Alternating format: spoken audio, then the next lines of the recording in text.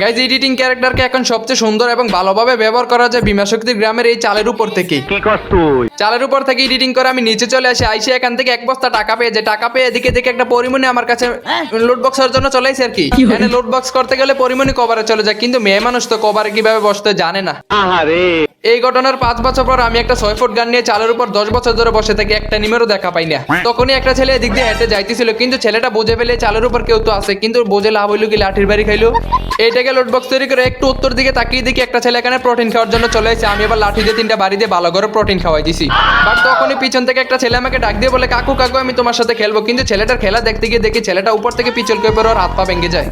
এই ঘটনার পর এখানে শুয়ে শুয়ে একটু বিশ্রাম করতেছিলাম, তখনই পশ্চিম দিকে আন্তাজি স্কুপ করতে দেখি একটা ছেলের উপর লেগে গেছে। বলবশত লেগে গেল।